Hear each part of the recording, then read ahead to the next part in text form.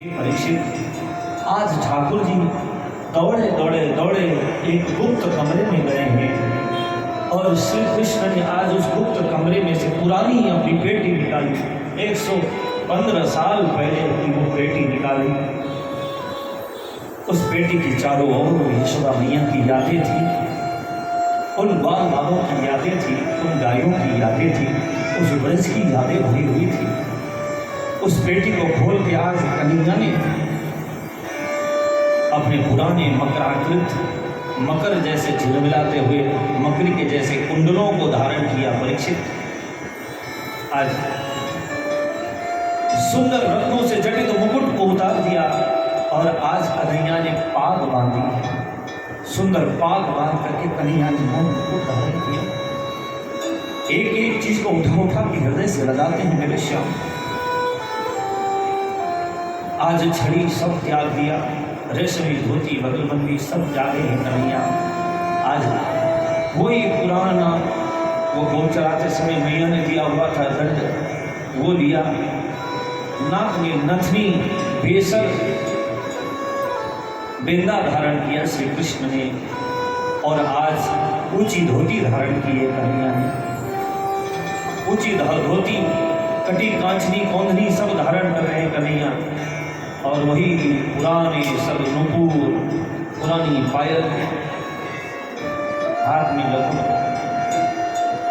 और हे परीक्षित, आज कन्हैया 4 हाथ वाले बन गए।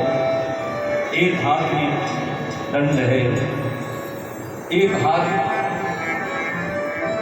हाथ में आज दही भात का कटोरा, 2 हाथ में बांसुरी, 2 बांसुरी। ये आज शंख चक्र गदा पद्म वाले कृष्ण नहीं, आज गोप वेश कृष्ण प्रकट हो रहे हैं। इस रूप में अपने आप को देख करके आज वो ब्रज की याद कन्हैया को सता रहे हैं। कन्हैया सोचने लगे, ब्रज के भक्त लोग आ रहे हैं तो मैं द्वारिकाधीश कृष्ण कैसे बन सकता हूँ। द्वारिकाधीश बन के नहीं, आज ब्रज भाव में ही डूब करके मिलने जाया जाए ताकि मैं उनका सामना करने योग्य बनूं। आज कृष्ण का भी साहस नहीं कि उन ब्रजवासियों को द्वारिकाधीश बन करके मिले। युधिष्ठिर जी महाराज सबका स्वागत करने, बहुत बड़ा यज्ञ कुरुक्षेत्र में हो रहा है। युधिष्ठिर जी महाराज ब्राह्मणों के लिए बड़ी बड़ी दक्षिणा निरीक्षण परीक्षण कर रहे हैं, बड़े बड़े रसोई भवन बनाए जा रहे हैं, बड़े यज्ञशाला का निरीक्षण परीक्षण कर रहे हैं। कृष्ण को ये सब देख के अच्छा लगे, स्वयं युधिष्ठिर जी व्यवस्था कर रहे हैं। आज अर्जुन को साथ में लिया है क्योंकि ये अर्जुन एक अकेला ऐसा अर्जुन है। अर्जुन श्री कृष्ण कभी इनसे छुप नहीं सकते। चाहे भीड़ बढ़ रही है, श्री कृष्ण की ओर बढ़ रही है भीड़, पर अर्जुन, ये अर्जुन कैसे हैं, निराले हैं, कभी कृष्ण से अलग नहीं हुए। कृष्ण से अर्जुन कहते हैं, एक बार युद्ध चल रहा था, उसी समय रात्रि के 2 बजे कृष्ण शिविर से बाहर जा रहे थे। युधिष्ठिर जी ने देखा, भीम ने देखा कि श्री कृष्ण कहाँ जा रहे हैं। अरे टेढ़ी टांग वाले, इनका कोई भरोसा नहीं कि ये कब अपना मन बदल ले, कहीं कौरवों की तरफ से तो मिले नहीं है, इनका कोई भरोसा नहीं। युधिष्ठिर जी भीम पीछा करते हुए जैसे गए, अचानक भगवान तो अर्जुन के शिविर में घुस गए और वहाँ जा करके देखा, चिल्ला उठे युधिष्ठिर, अरे कृष्ण ये क्या कर रहे हो, अर्जुन को नरक क्यों भेज रहे हो। क्या देखते हैं, श्री कृष्ण अर्जुन के दोनों चरण गोद में लेकर के बैठे हुए और चरण दबा रहे हैं। अर्जुन के प्रति कृष्ण का प्रेम देखो। कृष्ण ऐसा क्यों कर रहे हो, अरे पाप लगेगा अर्जुन को। अर्जुन तो युद्ध कर करके थके, सोए, पता नहीं लग रहा है, और अर्जुन के चरण लेकर के भगवान अपनी गोद में चरण दबा रहे हैं। भगवान ने युधिष्ठिर को खींच करके अर्जुन के सिर के पास भगवान ले गए। सुनो, युधिष्ठिर ने क्या देखा, श्री कृष्ण श्री कृष्ण श्री कृष्ण। सोए हुए अर्जुन के मुख से श्री कृष्ण नाम। देख रहे हो इस पागल को, इस पगले को। अरे मैं इसके चरण इसलिए दबा रहा था कि इसकी थकान में उतार दूं, और थकान जिसकी उतर जाएगी तो गहरी नींद में चला जाए ये अर्जुन, ताकि मैं सो पाऊं। इसका ये जब मुझे सोने नहीं देता महाराज, दिन रात श्री कृष्ण जपता है और ये मुझे सोने नहीं देता। इसके चरण दबा दूं और ये सो जाएगा तो मैं भी थोड़ी देर चैन की नींद सो पाऊं। ऐसे श्री अर्जुन हैं। आज संध्या का समय हुआ, श्री कृष्ण द्रौपदी के पास आए। द्रौपदी, मैं तुमसे कुछ मांगना चाहता हूँ, आज दो। प्रभु आप मांगो, मैं क्यों नहीं दूंगी, बताइए। कि बस तुझे मैं एक बात कहना चाहता हूँ, तू मेरा साथ देना, क्योंकि तू ही लायक है। इसलिए मैं कहता हूँ, कल मेरे नंद बाबा, यशोदा मैया, वे ब्रजवासी और साथ साथ में श्री किशोरी जी आ रही हैं, प्रिया जी आ रही हैं, उनके साथ अष्ट सखियाँ आने वाली हैं। तो उनका स्वागत उनको तुम ही संभाल सकती हो। और देखना, दरवाजे के बाहर उद्धव खड़ा है। वो उद्धव मेरा सखा है, दैत्य सखा। मेरा दैत्य कहते हैं इंद्रियों को, जिसको कहते हैं ना जिगर का दोस्त, जिगरी दोस्त, तो दैत्य सखा है। उद्धव इधर आओ, तुम दोनों को मैं ये भार सौंपता हूँ, कब तुम लोग सावधान रहना। उनकी सखियाँ प्रियाजू आएंगी। उद्धव, तुम्हें भी मैंने इसलिए इस लायक समझा, लेकिन तुम इस उद्धव को नहीं जानती। उद्धव को बुलाया, कहते हैं उद्धव जी का जो मुकुट है, बड़ा विचित्र मुकुट पहनते हो उद्धव। उद्धव जो मुकुट पहनते हैं, पूरा मस्तक छुपा रहता है, और जो हीरा लगा है वो नाक के ऊपर तक वो हीरा लटकता है, आता है। और ये इसलिए ऐसा धारण किया है, जब से गोपियों से मिलकर उद्धव जी आए हैं, अपने मस्तक पर ब्रज रज लगाते हैं। जो रज आप लोग देख रहे हैं हमारे माथे पे, ये ब्रज रज, उद्धव ब्रज रज लगाता है। और उद्धव जी का ऊपरी वस्त्र हटा करके कृष्ण ने दिखा दिया, देखो पूरे श्रीअंग में रज लगी हुई है। वंदे नंदवद स्त्रीणां पादरेणुम् अभीक्ष्णसः यासां हरिकथोद्गीतं पुनाति भुवनत्रयम्। उन वृंदावन की गोपियों के चरण की धूल ये उद्धव लगाता है। बड़ा ज्ञानी था ये, पर जब से उन गोपियों से मिलकर आया है ना द्रौपदी, मैं इसको हृदय से लगाता हूँ। इसलिए लगाता हूँ क्योंकि इसके दिव्य श्रीअंग में लगी हुई रज उन गोपियों की चरण रेणु मैं लगा करके अपने आप को पवित्र कर रहा हूँ। हे द्रौपदी, इसलिए तुम मेरी लाज रखना। थोड़ा पहले ही जा करके उन ब्रजवासियों का तुम स्वागत करके उनकी अगवानी करना। ठाकुर जी ये भार सौंप के गए हैं, द्रौपदी और उद्धव जी तैयार हैं। एक रात्रि शेष है केवल। ठाकुर जी ने इन दोनों को ऐसे ही थोड़ी ना चयन किया है, ये जानते हैं ब्रज भाव को हर कोई नहीं समझ सकता। ये वृंदावन को लीला मत समझो गुरु को चीला, या वे ऋषि मुनि गए हार, वृंदावन धाम अपार। तो ये इसलिए क्योंकि ये उद्धव जी जाके आए, कुछ ब्रज भाव को समझते हैं। और ये द्रौपदी, इसको भी वो रस का अनुमान है।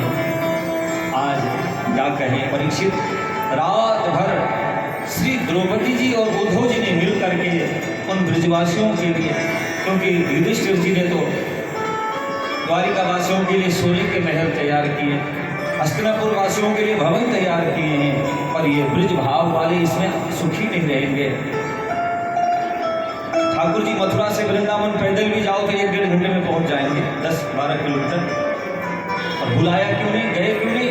क्योंकि वो यहाँ आनंदित नहीं रहेंगे। आज श्री द्रौपदी जी का क्या कहें चरित्र। आज द्रौपदी जी रात भर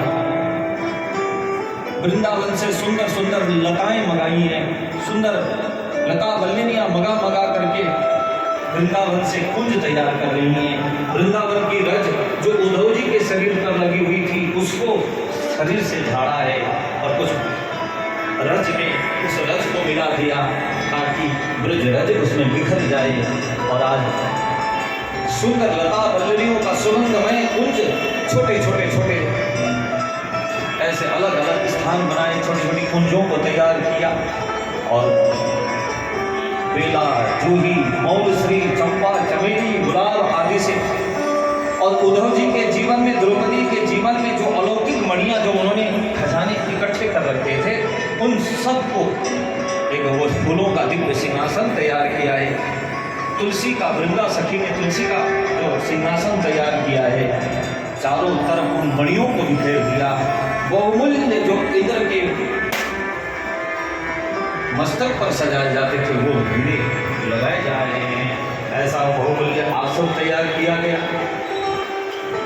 और रात भर में बेला, जूही, चंपा, चमेली आदि के बगीचे तैयार किए गए। और प्रातःकाल जब हुआ, उद्धव बड़े उत्साहित हैं इनका स्वागत करने के लिए। उद्धव इसलिए उत्साहित है, हे परीक्षित, जब मैं गया था गुरु स्वरूपा श्री गोपियों के दर्शन किए थे और यहाँ आया तो गोविंद रूपी परमात्मा के दर्शन मैं करता हूँ, परंतु वहाँ मैं गुरु स्वरूप गोपियों के अश्रु देखता था, यहाँ गोविंद के अश्रु देखता था। पर वो क्षण कैसा होगा जिसमें गुरु और गोविंद दोनों एक साथ आमने सामने खड़े होंगे और अश्रु बहाएंगे, तो कैसा आनंद देखने को मुझे मिलेगा। और एक दूसरे को देख करके जब प्रिया जी और श्याम सुंदर मुस्कुराएंगे तो उस मुस्कान को मैं देख पाऊंगा, कैसा मेरा सौभाग्य। कहते हैं उद्धव जी ने ये मिलन जब देखा, उस दिन के बाद उद्धव रह नहीं रहा, उद्धव मंत्री नहीं रहा, उस दिन से तो उद्धव बाबा बन गया। उस दिन से फिर द्वारिका में उद्धव नहीं रहे, सीधे चले गए बद्रीनाथ। उस ठंड में, आज बद्रीनाथ में ठंड में उद्धव रहने लगे हैं। क्यों? क्योंकि जब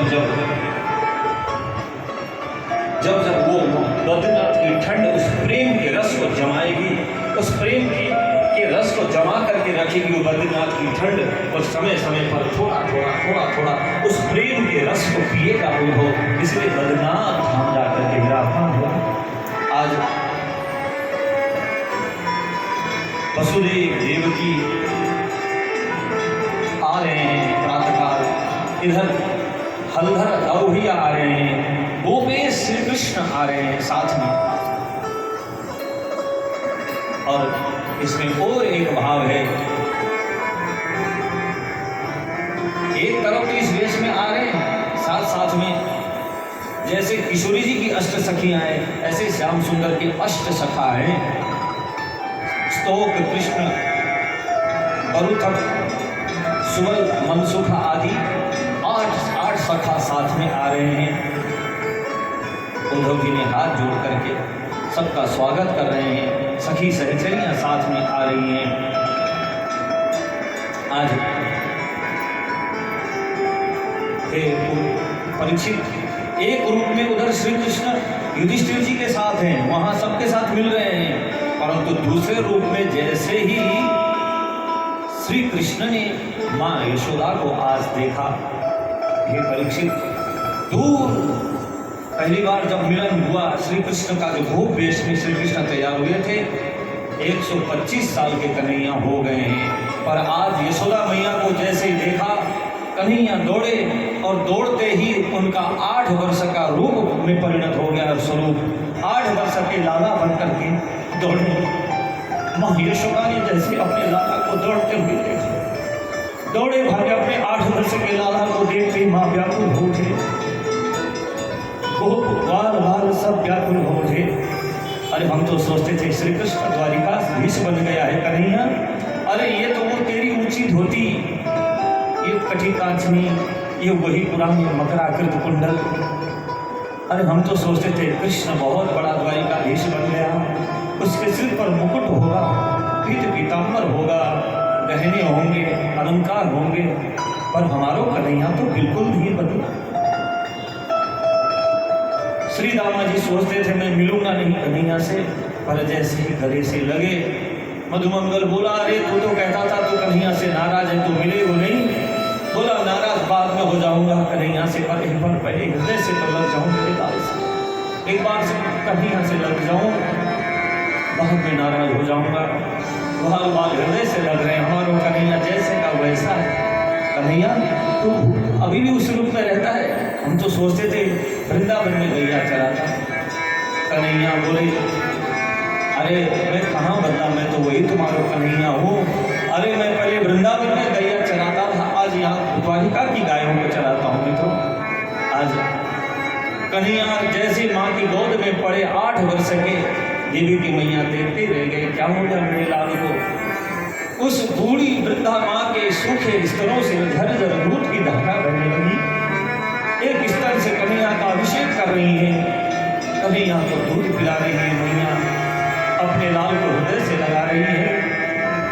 इतने में श्री दामा जी ने एक पोटली खोली, उस पोटली से खोल करके एक डब्बी निकाली। कन्हैया ये ले तेरे लिए मैया ने माखन तैयार किया है। पर कन्हैया ये ऐसा वैसा माखन नहीं, आज तक तूने माखन तो बहुत खाया होगा, पर ये माखन, इस माखन को बनाते समय कोई जल मिलाना नहीं पड़ा। इसमें यशोदा मैया के आंखों आंसू मिले हुए परिपक्व, यशोदा मैया के आंसुओं से परिपक्व ये माखन है, इसे तू खा के देख कन्हैया। कन्हैया ने तुरंत गोद में बैठ के माँ के हाथ का माखन खाया। माँ ने हृदय से लगा लगा करके अपने कन्हैया का मनोहार कन्हैया मैया भाव में डूब करके सब हृदय से लगा रहे हैं। मैया ने देखा कि ग्वाल बाल दिखुंधा गए हैं, ये कन्हैया से प्रेम नहीं कर पा रहे अच्छे से।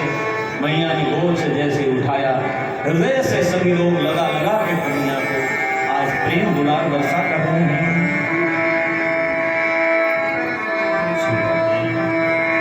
तुम्हें वास्ता है कान्हा, जरा देख लो इधर भी, घबरा के मर न जाए तेरे प्रेमी गम के मारे। वादा पूरा न करते, पर वादा तो किया होता,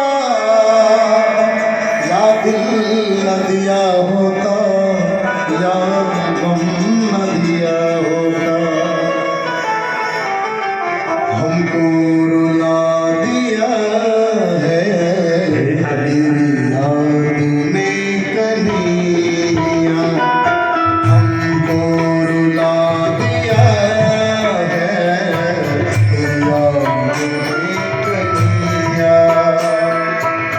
पागल बना दिया है, पागल बना दिया है तेरी याद ने कन्हैया, हमको रुला दिया है तेरी याद ने कन्हैया, हमको रुला दिया है तेरी याद ने कन्हैया।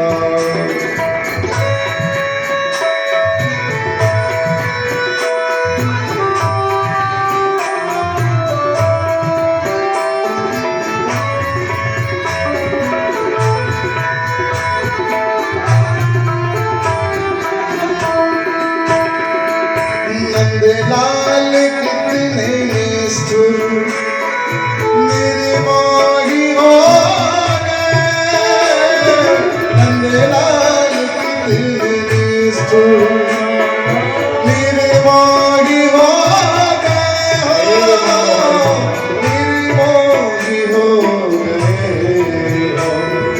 वादा भुला दिया है तेरी याद ने कन्हैया, वादा भुला दिया है तेरी याद ने कन्हैया।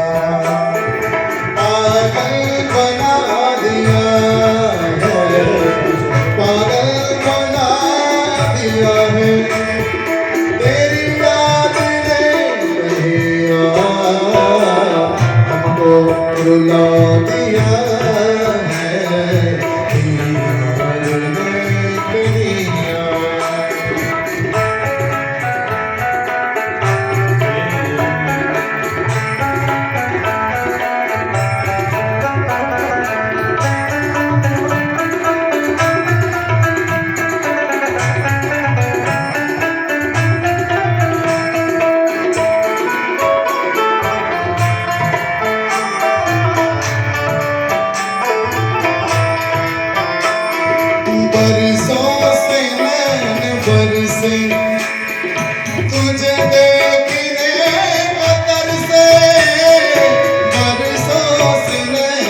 कर से तुझे देखने को कर से तुझे देखने को कर से दिल ही बना दिया है तेरी याद ने कहिया दिल ही बना दिया है तेरी याद ने कहिया पागल बना दिया है पागल बना दिया है तेरी याद ने कहिया हमको रुला दिया है तेरी याद ने कहिया